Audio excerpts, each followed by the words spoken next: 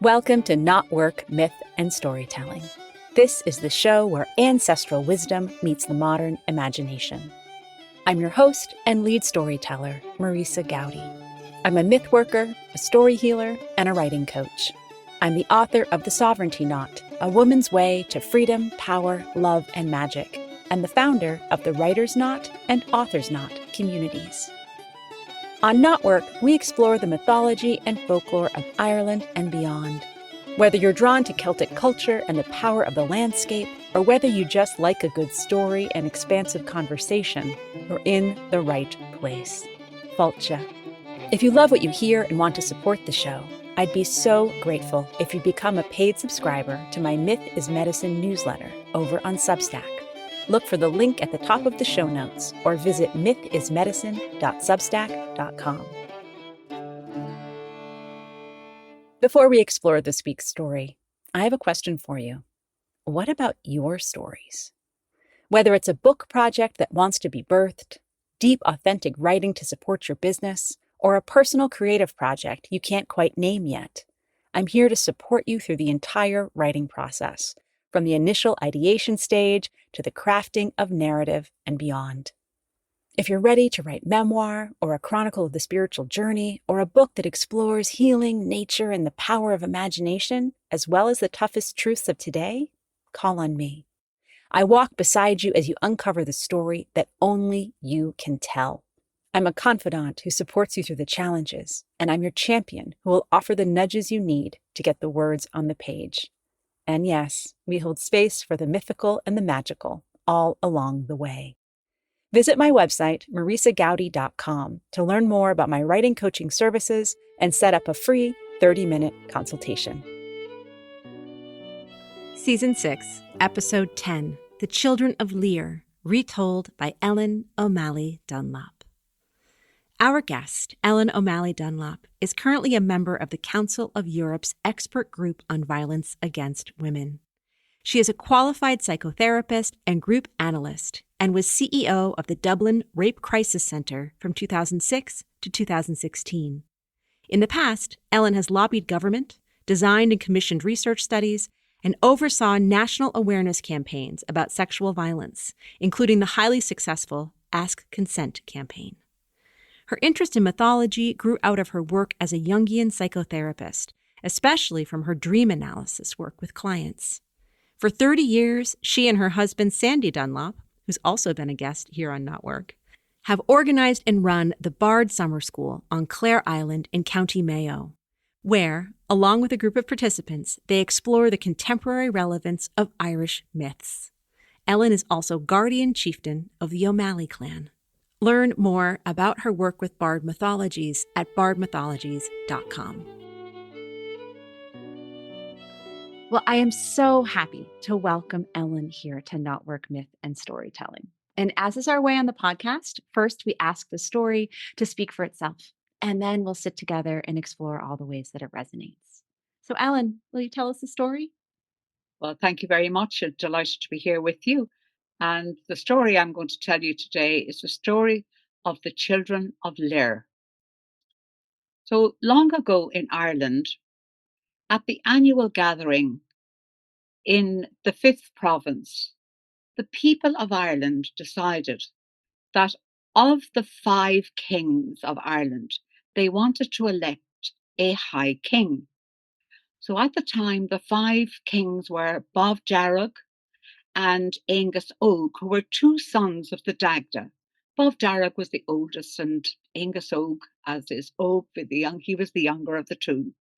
And then you had Lear, who was from Sheafionach, and you have Ilvrach from East Rua, and Midder the Proud. So they were the 5 kings of Ireland at the time. So when the votes were counted, Bob Jarrag was elected as High King of Ireland. And immediately, Lear went into the most amazing huff. He was raging because he expected to be elected king. So he got on his horse, and with his cohort of men and women, he went rushing back to his she in Fionnacha. Now the other kings were absolutely disgusted at Lear. And they said to Bob, listen, we're just going to have to do something about Lear. This is ridiculous. He can't behave like that in front of everybody. Look at the way he's behaved. Well, Bob was a very wise man. Bob said, hold on now. Let's just wait. Wait. We're not going to rush and do anything that we'll be sorry for. But something will turn this. And sadly for Lear, something very sad did turn this. And it was the fact that poor Lear's wife died. And Lear was absolutely distraught. Well, Bob made contact with him and he said, Lear, I have 3 of the most beautiful foster daughters, Eve, Aoife, and Alva. And they're from the Aran Islands. And you can have your pick of those wonderful girls for your wife. And they are just amazing. Well, Lear was really taken aback. But anyway, he went to visit Bob Darragh, met 3 beautiful daughters, and he picked Eve as his wife. And there was a fantastic celebration and a wonderful wedding. And he went back to his she in Fionnacha and he was very happy. Now, as time went by, Eve gave birth to 2 beautiful children, a boy and a girl, Fionnuala and A. And she became pregnant very quickly again and had another set of twins. But sadly, she died on the birth of the second set of twins. There were 2 boys, Fiachra and Com. Well, Bob Darragh came to the rescue again. And he said, well, I have 2 more, as you know, foster daughters. And you're very welcome to have your pick. So Lear came to Bob Darragh and he chose Aoife. And Aoife was very happy, actually. She was delighted because she actually fancied Lear. And she went back to the she with and loved the children. Absolutely. But everybody in the whole country loved the children. I mean, they were amazing children. They had the most beautiful singing voices. Everybody loved them. But sadly, as time went by, Aoife discovered that Lear was not interested in her in the least. Oh, he was only interested in his children. He was not really interested in having another wife. And she was very upset by this. Now, she pretended that she wasn't.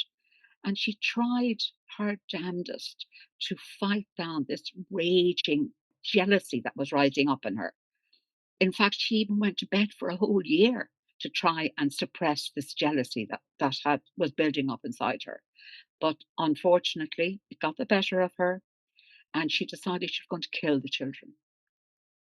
So Fionnuala was a very intuitive girl, and she had a feeling about Aoife. She knew there was something wrong. Of course, she was right. And Aoife wanted to bring them to visit. So she said she wanted to bring them to visit Bob Darragh because the children were used to going back and forth to Bob Darragh. As I say, everybody in the country loved the children and they loved to see them. So Aoife said, look, we're going to see Bob Darragh. Now, Fionnuala was very, very suspicious and she said she didn't want to go. But Aoife made her go. Now, Aoife tried to get her servants to kill the children, but they refused. But what she did was when she got on the journey, in the centre of the country, there's a lake called Lake Jarravara. So what Aoife suggested to them was to go and have a swim in Lake Jarravara. Well, the minute they got into the lake, she produced this magical wand and turned the 4 children into swans. And they couldn't believe what had happened because they said they actually had kept their voice. And Fionnuala challenged Aoife and said, what have you done to us? And she said, she said, you're going to remain there on that lake for 300 years. And then you're going to go to the Sea of Moyle for another 300 years. And then you're going to go to Eris for another 300 years. And Aoife said, oh, please, can we return to our human form at some stage? And she said, not until the king from the north marries the queen from the south will you turn back into human form. Anyway, Aoife continued on the journey herself, left the 4 swans on Lake Daravara and continued on to Bob. When she arrived in Bob's palace, he said, "Where are the children?" And she said, "Oh, Lair said he didn't want the children visiting you anymore." She was really she was really in a very, very dark place. And Bob didn't believe this. So Bob literally got on his high horse and went down to Lair to discover, of course, that the children weren't anywhere. And Lair was they were all very upset. So they decided to go and start looking for the children. And on the way to Bob's, you have to go by Lake Daravara. So when they came to Lake Daravara and they saw these 4 swans, and the next thing the swans began to speak to them, oh my God, they couldn't believe it. And they were really, really very distraught. And in fact, Bob was so upset that he got his magical wand and he turned Aoife into a demon of the air, that she was to remain circling the earth forevermore. I mean, she was banished. But anyway, at least the fact that they were still able to speak and they were still able to sing, that was a great comfort to the people. And people came and visited them on Lake Daravara for those 300 years. And when the 300 years were finished, Fanula was the one who actually looked after the boys, because she was the oldest, and she was a very protective sister of her 3 brothers. Anyway, she told them it was time for them to go to the Sea of Moyle, which was a very, very, very dark, it was a very rough sea between Ireland and Scotland. And there was storm after storm. And I mean, the poor swans were buffeted all over the place. And it was a horrible, horrible time for them, those 300 years. And when those 300 years were up, they had to go to Eris. So they went there, and Eris was a bit better, but not much. But when the 300 years were up in Eris, anyway, they decided that they'd go back to see, the sheep to Fionnacha, where Lear lived, but there was nothing left. I mean, time had gone by. There was nobody that they knew. No, everything was changed. So they went back to Inishglóire, which was a little island, and there they met a monk called Macquaivog, and he absolutely was enchanted by these 4 swans. And of course, you couldn't but be enchanted by them because their singing was like magical and enchanting. And so as time went by, everybody in Ireland heard about these singing swans, and so they were a fantastic draw to that lovely little island called Inishglóire, and people came just to sit and listen to them. And as I say, everybody was enchanted by them. Then, at that time, Jock, who was the queen from Munster, was to marry Largan from Connacht. And before the wedding, she said to Largan, "Largan, I want those swans as my wedding gift." And he said, "Okay, my darling." And he hot-footed it off to Inishglóire and said to Macquaivog, "Whatever you want, I will pay you for those swans, because I want them to be the wedding gift for Jock. This is what her desire is."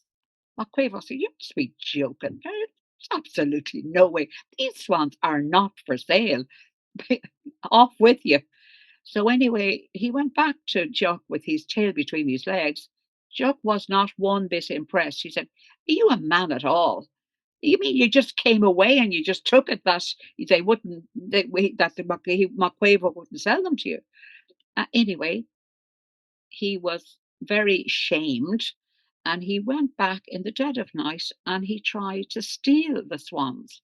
Well, the minute he put his hand on them, the 4 swans turned into wizen old people, 3 old men and 1 old woman. And Macquavel was absolutely raging. But he had been so kind to them, and he had been telling them the story of Jesus and about Christianity. And they said that they desired to be christened, baptized, which he did. And when they were baptized, the four children of Lear died peacefully, and MacQuavo had an amazing funeral for them, and he laid the four now old children of Lear to rest in the graveyard on Inishglóire. But after he had the ceremony done, MacQuavo cursed Largan and Jock to high heaven. Sinead. Oh, Ellen, thank you. What a tender, sensitive telling of that story. And in the very best way, I feel as if you were telling us about friends you'd known for years and years and giving us a little insight into what had happened to the folks down the road. Thank you so much for sharing that story with Not us. at all. You're very welcome. You're very welcome. Yeah, it's a story that's very close to my heart Yes, for lots of reasons. yes. And I have hints of those reasons, but I'd love to sort of, where would you like to begin? Well, I suppose I'll begin at the beginning when I first heard the story was with my father. My father loved to tell stories. I remember one time doing an exercise where you reflect on who mothered you and who fathered you. Hmm. And my father did all the mothering in our family. He was just one of those men, and it was like very much around storytelling. But Mm. interestingly, the story he told, that is an Indo-European story. Like Mm. that came to Ireland from it came actually to Ireland probably with the Normans in 1169 because it's based on also a French story where the king marries this woman much to the chagrin of the mother, and Mhm. she is the one who turns the children into swans. So that was a story my father told me, which is interesting. It was the French story he told. Mm. So the story came in then with the Normans, but it didn't, it stayed in the oral tradition for about 400 years. It wasn't written down until the 1500s. Huh. And it was written down by, I mean, I was very lucky when I was delving into this story because I had a fantastic professor, Dahi O'Hogan, who's sadly not with us Mm. anymore. But Dahi was able, he was an amazing Gaeilgeoir Irish speaker. And he was able to, when he saw that, the old text, he was able to discern that it was in Northwest Mayo dialect. And even in the old text, there's a reference to Alvic, who was the teller of the story. And the story was written in French lays, would you believe? So Di and I, it was translated by the O'Curtain, and it was also Di, it was written in Old Irish, and Di and I translated it into modern Irish. Mm. And it's an absolutely beautiful text, though, to read it in English. Mm. It's really fabulous. But anyway, what I've told you is the McCurtain trans story, obviously in shorthand, really. So that's the kind of actual story itself when it got written down, as I say, in the 1500s, and it's in the texts in Trinity College. Mhm. But why I got interested in the story at all, as well as from my father telling me the story, I worked as a psychotherapist for 22 years. And I suppose it's the reason why I got interested in mythology at all, because I'm a Jungian psychotherapist and I did a lot of work with, I would have done a lot of work with my clients with their dreams. And Mhm. very often the characters in the dreams were archetypal Irish characters, like, Aoife very often appeared, Maeve, Mhm. Tion McCool, Cuchulainn, all the characters. So that particular story, though, really interested me because most people in Ireland know the story of the children of Lir. And they think it's a beautiful story, Mhm. lovely story, lovely, oh, beautiful swans. But it's a horrendous story. The abuse of power, abuse of Mhm. children, and abuse of Mhm. women. I mean, Mhm. that's what it's all about when you think of, how, first of all, Lear he wasn't allowed to grieve the death of his wife. Then he Mhm. gets given this prize of Eve, and then he gets this prize Eve. I mean, it's horrendous, really, when you think about it. So in 1966, we had the 50th anniversary in Ireland of the Rising. And so there was a wonderful garden created in Parnell Square in Dublin. And Oisin Kelly was the sculptor commissioned to do a piece of sculpture for this Garden of Remembrance. And what does he do? The Children of Lir, you know, which is which is really interesting. I don't know if you know about the Magdalen laundries, but the big thing in Ireland was like you were told, whatever you do, don't come home here pregnant, you know. And so many families where girls, sex was, of course, as somebody said, there was no sex in Ireland until the Late Late Show, which was a weekly show in Ireland. Which, when it started to talk about how you use a condom, my God, the priests were on the pulpit on Sunday morning, you know, pumping until we were all going to hell. But sadly, families often sent their daughters into these terrible places, and their children were taken from them, and some of them were sent to America. I mean, they're only discovering, you know, now their families of origin. And thankfully, now at least people are aware of these things. We're talking about them. But in the late 1990s, even, you know, we still had a Magdalen Laundry in Right. The Dublin. last one, 1996, right? The last one Yeah, that's closed. right. Yeah, I mean, it's, Yeah. you know, it's quite shocking. So anyway, so that's why I reckon the children of Lear, at some collective unconscious level in Ireland, was very much to the fore, and it was easy to talk about the children of Lear's story and try and make it, you know, benign and beautiful, because easier to do that than to actually face the horrors and the horrors that some people were living in their ordinary daily lives. Right. Oh, well, thank you for, taking us across such terrain and such your own personal story, and then just really a snapshot of so many decades of healing, but really, and also naming the traumas that really were so deeply entrenched in Irish society across decades and even centuries. And it's funny. I remember. So I lived in Galway in '99 and 2000, and then I was in Dublin in 2000s in graduate school, and I used to go and spend time at the Garden of Remembrance. And it was not long after 9/11. I was very much disconnected from home and looking for places to be. And I would often go in that place. It did something to hold some sadness that I was sitting with. So and I hadn't thought of it in so long. So I just really appreciate being able to dwell there for a moment, even in the pain of it. But I'm also remembering the ways in which Lear has become lovely. There was also, I don't know if they still make them, there was a whole line of jewelry. I used to wear That's right, a yeah. Children of Lear ring. And I remember sort of stumbling across the story with someone, oh, what's that? I'm like, oh, it's this beautiful Irish myth about swans and a terrible stepmother and 900 years of isolation. And then they died old. Oh, yes, it's a nice ring, isn't it? But it's a funny thing what we do with these stories in Yeah. order to make, because it was wanting to touch the mystery of it, wanting to touch something that felt very ancient, though, as you say, it isn't necessarily that ancient if we're in the Norman period. It's such an, I guess I'll say, a quirky thing that humans do in order to hold difficult stories and make them beautiful. Yeah, absolutely. But also, I think the archetype of the stepmother, the archetype of the children, and the father. Mm-hmm. Interestingly, when we looked at the story on the Bard Summer School, because we did work with it for a full week on the Bard, and Aoife actually really, people loved getting into Aoife.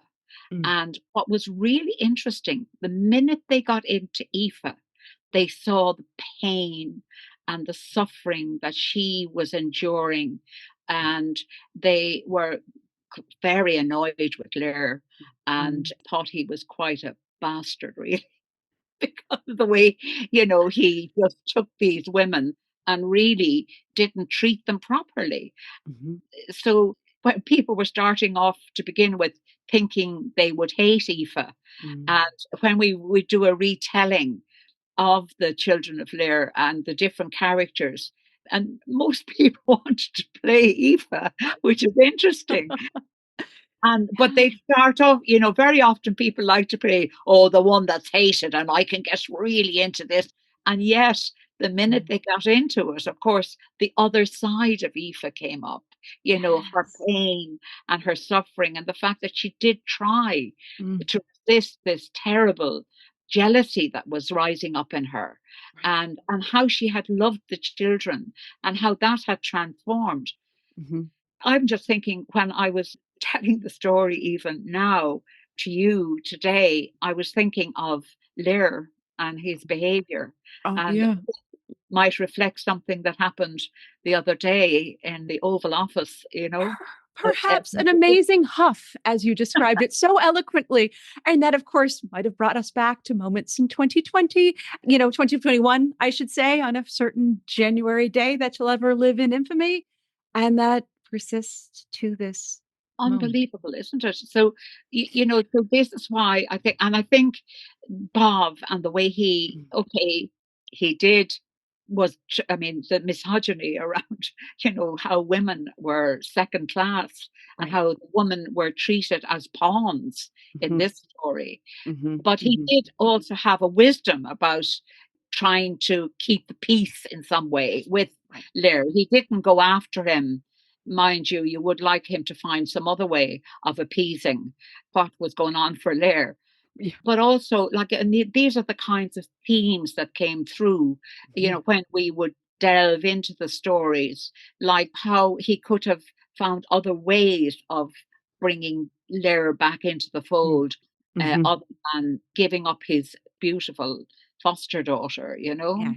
That kind of take on daughters. Got three foster daughters here. Which one would you like? It has, Exactly. Yeah, and yeah. of course, in certain ways, we're almost made immune to that aspect of the story because in some ways, we're in its explained way, whether it's through Irish dynastic history or other parts of European history. Oh, well, so much of these worlds were built on marriages that enabled people to come together, which at certain levels, we've accepted that to say, well, of course, that's how unions were made. And whether it was trading of hostages or it was trading of women as wives. Or children as well. Right. Yes. Because Yes. children were often sent to the different families. Right. They were, that fostering was something that happened so that the families wouldn't kill each other, Right. basically. Right. Right. Where they would respect the boundaries. Hmm. Hmm. So if a child was in another family, Yeah. You've got one of our own. yeah, got one of our own, we can't go in there. Yeah. So I mean, and Yeah. look at what's happening at the moment. Yeah. It's very easy to see, isn't it, the correlation and the mirroring that's Mm. going on. Yes, yes. And that's something I so appreciate about the work at the Bard, especially as we take these moments that have all these multiple resonances. But, as you say, it's that sense of things that we've kind of been given to taken for granted. If it's marriage, it's fosterage, it's hostage taking. And then you give us that chance to really pause and slow down and say, and then here's the human dimension of what that could mean and what Like, we get when we dwell there at that psychological and heart and individual level. and also how power can be used and Mm, abused, mm, yeah. and how power also, it's interesting at the beginning of that story, it's the people who decide that they want a high king Hmm. Hmm. from the five kings of Ireland, Right. and how the three of them can accept the one that was elected and one doesn't, and Hmm. how that's managed. Mm, yeah. And what that underlines for me a bit too is the ways in which that's sort of a beautiful semi-democratic sort of system. And that is sitting right alongside the abuses and the horrors that are happening behind closed doors in this some sort of, genteel sort of way of things going for the most part. And then it's paired right beside, as you say, a story that really allows us to be with these other realities of abuse and containment. Yes, and within that story as well, in part of it, there's a very long description of how Lear he's obsessed with the children, and he sleeps in, has them sleeping in the bed with him. And that again opens the door to all sorts of other types of abuse and incest, of course, which Yeah. is again a theme that runs through some of the Irish myths, particularly Mither and Aideen, but it's there as well in the Children of Lear. Yeah. And again, you can't speak about those kind of things, but of course you have to speak about them. And Right. this is why the stories are so wonderful, because you can talk about them using the story, and then one would hope that when you tease it apart and analyze it, that the reality of how wrong that type of behavior is. Right. So that's what I think the myths allow you to do. They allow you to talk about what's unspeakable. Right. Beyond policy documents in that sense of, okay, we can codify this and that and sanitize it to a degree that it's fit for print. And yet, Yeah, what does that protect us from as a public, but also protect the wrongdoers with that kind yeah, of sanitized narrative, right? like, yes. And I think too, the way in which the women have been treated in that story. Mm, I mean, when you just stand back from it and you mm, think about it, and yeah. also think about how Lear wasn't allowed to grieve, how death Mhm. is kind of shoved to one side, and Right. it'll be all right, if you bring in something else to distract. Mhm. And Mhm. again, how important it is to grieve in life. Right. Yeah. There are different stages of grieving and different times in our lives when we need to grieve for whatever it is, whether Yeah. it's a death, an actual death, or a death of something, An a ideal. relationship, Yeah. you know? Right. And that Lear himself holds such complexities because he is in so many ways the furthest from being an admirable character. And yet he still, how could have things been different if he had been permitted that sort of human decency space of here's time to grieve. How can we do to support you? Beyond bringing a casserole and sending over a new wife. Yeah. How could he have ended up becoming a different sort of Yeah. character And than how support? could Bob also have done something other than offer his daughters? Yeah. Yeah.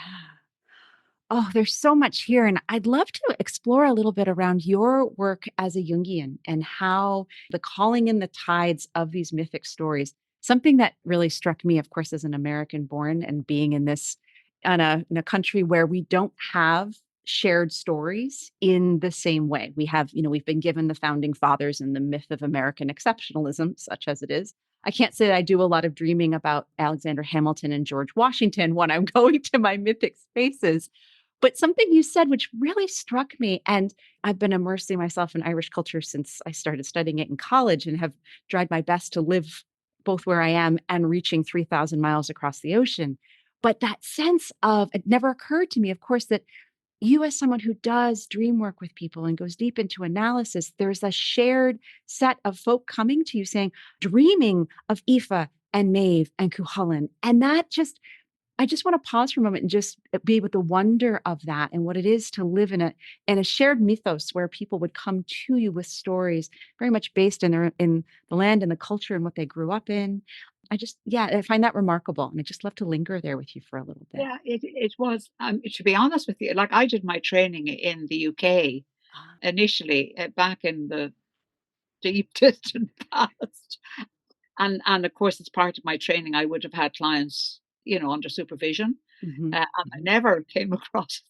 Nobody dreamed about Arthur or Guinevere. Anyway. So, well, if they did, they didn't bring it to me. But while I did know some of the stories, I was really taken. I had to go and look at the stories Mhm. myself when Right. the characters came. Mhm, It was, I mean, I have to say, it is very rich when you, mhm. work with somebody who brings a Cuchulainn in, for Yeah. example, Yeah. a man or a woman, and it can be either.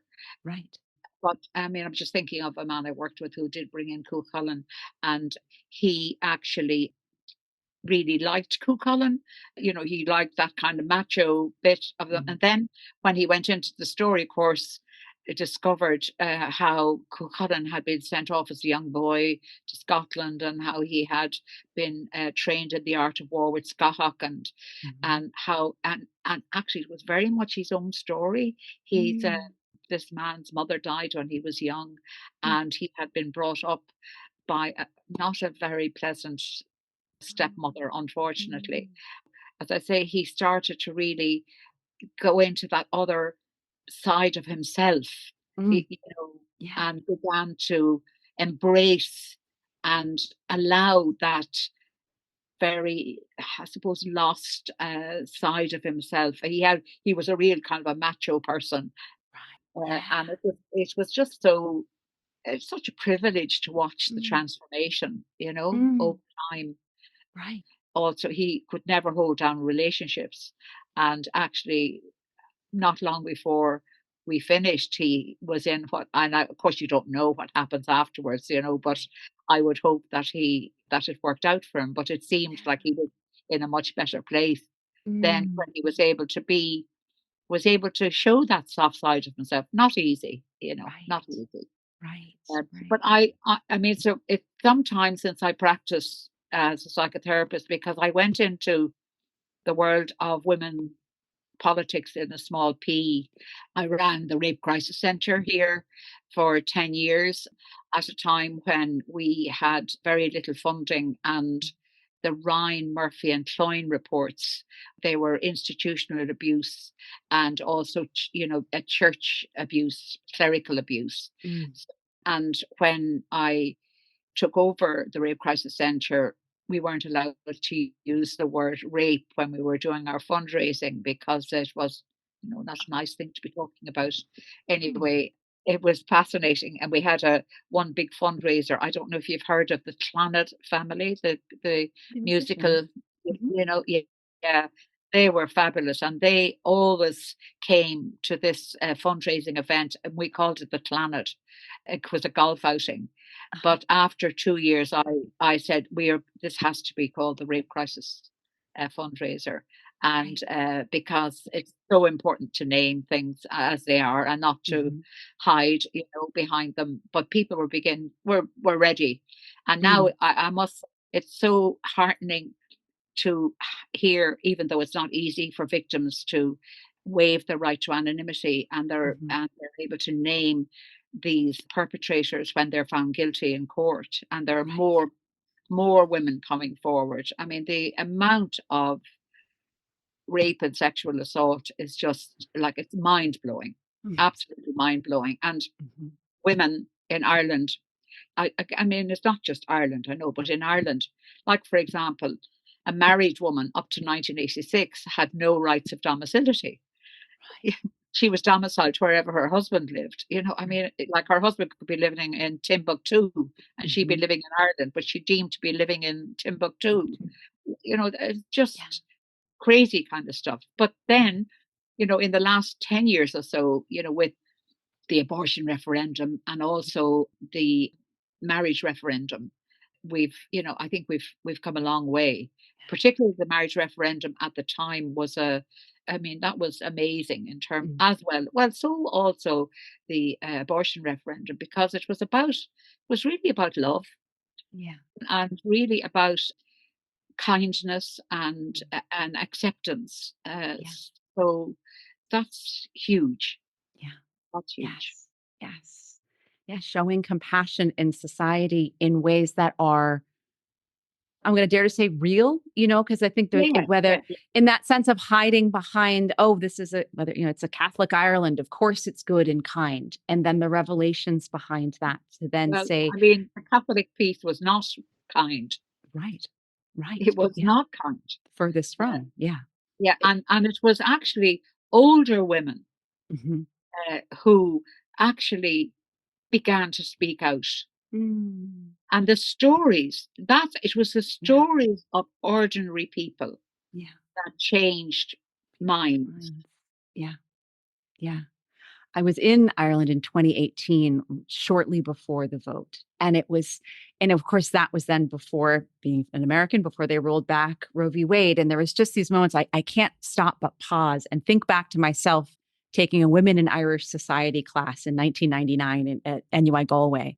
And if you had told me that 25 years later, look at what's on the books and the ways in which our countries have essentially swapped places in so many ways would be really unconscionable. I wouldn't, I mean, where do you even begin? Right. And of course, we know that change happens in real time and that, we hope that wiser minds will prevail and kindness will prevail and we'll find new ways through. And there's certainly at this moment, there's almost nothing to say to that other than, oh, when you pause long enough to just kind of be gobsmacked by the level of changes that have occurred on both sides of the ocean and for the better and for the worse, it's rather stunning and gives you pause and hope and pause and fear. We have, yeah, we have to hope. I mean, there's so much fear around at the moment, Mhm. and I do think we have to pause, as you say, and we have to hope. We can't let hope die. And there are chinks, as Leonard Cohen says, it's Mhm. where the light comes through, isn't it? And Yes. we just have to look to that. And Mhm. sometimes you can feel so desperate, think, oh my God, what am I doing? Sure, it's not doing an awful lot Mhm. really. But if you don't do your own little chipping away at the iceberg, then Right. it won't crack. When I finished that work in the Rape Crisis Centre, I work with a group of experts. We're called experts, what are experts on violence against women, Mm. where we go to countries in the Council of Europe Mhm. who have ratified what's called the Istanbul Convention, which is the convention, it's a treaty on the elimination of violence against women and domestic violence. Mm. So we go to the countries that have ratified the convention and we meet all the state parties and we monitor how they are implementing the convention. And we also meet the NGOs as well. Mm. Of course, very often there's a gap between what the state's telling us and what the NGOs are telling us.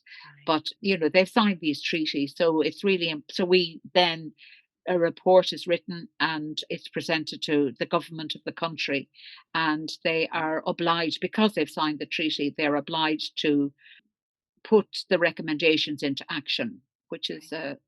so you just you have to keep on doing all the little bits and pieces to try and make it hopefully a difference and make things better, particularly for women and children. Right. Right. And so I guess within just a couple of decades of your work, it's that evolution from we can't say rape until to be getting to the point where Europe wide people are finally sitting down and ratifying things into the books. And I'm curious, does story, did you come back round full circle again to story? How does story fit in with that Oh, sort of, absolutely. yeah. I suppose my own personal story hinged around a character in Mm, my own ancestry, a mm, woman called Grace O'Malley, who was a pirate queen. I'm sure you've heard of her. no. And I also grew up with that story thinking that I could do whatever a man could do. Mm, mm-hmm, mm-hmm, Because, as you know, I mean, she in 1500s Ireland, she had a galley of ships and she traded with North Africa, Portugal, and Spain. mm-hmm. And she fought the governor of Ireland at the time, who was a man called Bingham. He could never get her, but he did capture her son and her brother. And she went to Elizabeth I, who was Queen of England at the time. Mm-hmm. Now, she didn't, as the lore would say, she sailed up the Thames and demanded to see Elizabeth. She went through all the, did all the protocols that needed to be Right. done at the time. She had a pal called Black Tom of Ormond, who was a friend of the Mm, Queen's, and that's how she anyway got an audience with the. But the two women, there are actual, there are letters, that between the two women. I'm going all over the place now to come, but that story is for me is a foundation story for me mm. in terms Yes. of the power Right. of one woman, Mm-hmm. and we just have to keep going. Yes. Yes. Oh, Ellen, you've taken us in such fabulously important and beautiful and difficult directions. And I'm so grateful to have had this time to sit down with you. And I love that we sort of, put down anchor right there in the coast of Mayo in Clare Island. I'm so excited to get to meet you in person at the Bard Summer School coming up this I'm year. delighted you're coming. Well, that's the piece that we do. We keep on doing. And as you know, Sandy, who somebody said, "Are you husband and wife?" And somebody said, "Is that a trick question?" Anyway, we've been doing this for 30 years. Yes. And it's our little bit of giving back Mm. with hope, and we meet such wonderful people. So I am very much looking forward to meeting you, Marissa. And I mean, I think this is a great contribution what you're doing to keeping the stories alive, and also appreciating the value of them and how important they are. Yes. Oh, well, thank you. And, it's just, and I've learned this, I'd come into this project knowing a bit of this, and I've learned it even more and having had the chance to study at the Bard with you online over the last year is, just the great level of, it's not quite the right word, but the flexibility of the stories and how they can really bear to be told again and revisited in a different way. And perhaps even if it's the same story told twice in exactly the same fashion, listen to the same podcast episode two times, you'll hear it and receive it with a different energy. And so just that idea of the way that I know in the Bard, you tell and you retell stories and they get passed from mouth to mouth and different people tell them is just such a gift. But also, you know how when we break into the small groups Mm-hmm. and the richness that's in that experience, Yes. where you are able to hear the other people, their perspective and what they've heard, which again is so rich, and and that's, I think, the power of the group. Mm-hmm. Yeah. The group brings a totally other element, which I think is really important for us to embrace. Oh, absolutely. Yeah, that just, born through as you're naming your own work as an analyst. It all comes so full circle so perfectly. The power of the group and the power of the individual. And Maybe yeah, together. exactly. Yeah, yeah, yeah. Yeah. Well, I know that, to give you a little plug here for Bard in general, I know that the July summer school is filled, but you're going to be opening up another opportunity around Samhain, right? Well, yeah, Sandy is hoping to do that because this year we got booked up so quickly. Well, Yeah. we can only take a relatively small number anyway. Right. But I think it's better to have a smaller group because then you can concentrate more on each person. Yeah. But yeah, Sandy is talking about now. You know what it's like in the west of Ireland and Samhain in terms of the seas and all of that. So Yes, indeed. That would be a bit intense. It would be certainly a nice time to cozy around a nice fire. I'm certainly, I've never been to Ireland in the summer. I've always been there for academic years. So I'm excited myself to be like, I'm going to go to Ireland and I'm going to pack t-shirts oh and I'm well, going to, yeah, but also and also all the other boots and things I would normally pack. But, the opportunity of like, it could be hot one day. I could be yes, hot. Just yes, it could be. We don't know for sure, but it's possible. exactly.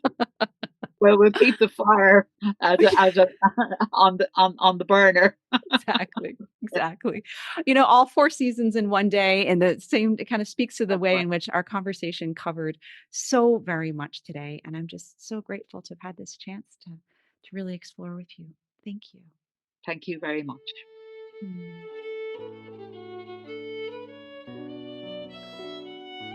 Thank you for tuning in to KnotWork Myth and Storytelling. Please subscribe and review the show on your favorite podcast platform, and do share this episode with other lovers of mythology and story. By the way, everyone is a lover of mythology and story, even if they've forgotten. Creating this show is a labor of love, and your support will help me continue to craft and share stories throughout this season and beyond. Please consider becoming a paid subscriber to my newsletter, Myth is Medicine, over on Substack, where you'll find new writing and conversations each week. You can find out more about my writing, my book, our online writing communities, as well as how to work with me as a writing coach at marisagowdy.com. Gratefully, I live, write, work, and record this podcast on the ancestral lands of the Munsee Lenape tribe, whose name means original people.